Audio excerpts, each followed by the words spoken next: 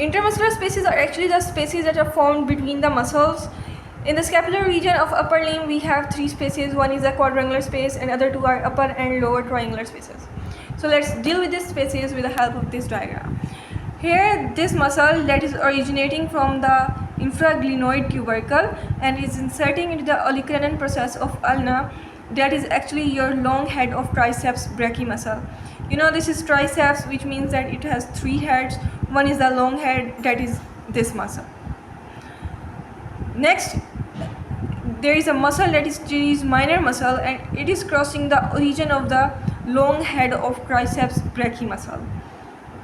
We have also another muscle that is teres major muscle, and it also crosses the triceps brachii muscle as it inserts into the bicipital groove. So here we have three spaces. One is this, that is the quadrangular space. Another is this, that is your upper triangular space, and this is your lower triangular space.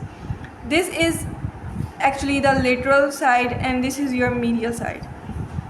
This is the posterior view of the scapular region, and in the interior view we have this muscle that is your teres minor muscle, and it is replaced by subscapularis muscle. So let's deal with the quadrangular space first. Here the upper boundary is formed by three parts.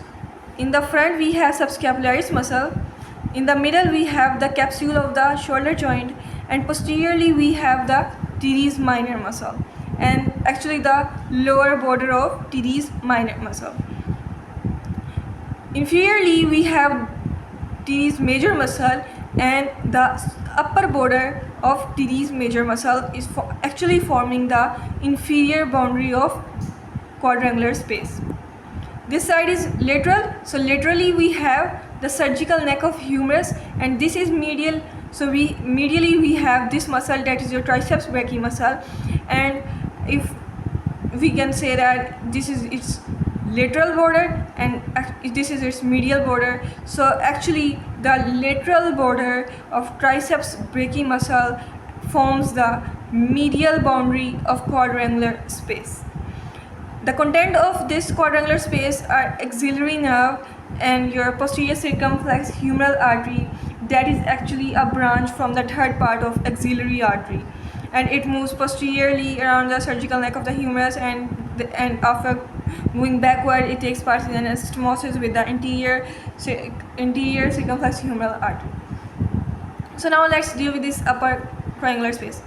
Here inferiorly we have the upper border of teres major muscle, superiorly we have this teres minor muscle and its lower border, and laterally we have the medial border of triceps brachii muscle, and the content of this space is your circumflex scapular artery, that is actually a branch of subscapular artery, and that is a branch of axillary artery, third part from the axillary artery. This is your lower triangular space, and superiorly it is formed by the lower border of teres major muscle, and medially this is medially. So medially it is formed by the lateral border of long head of triceps brachii muscle, and laterally it is formed by the medial border of your humerus bone.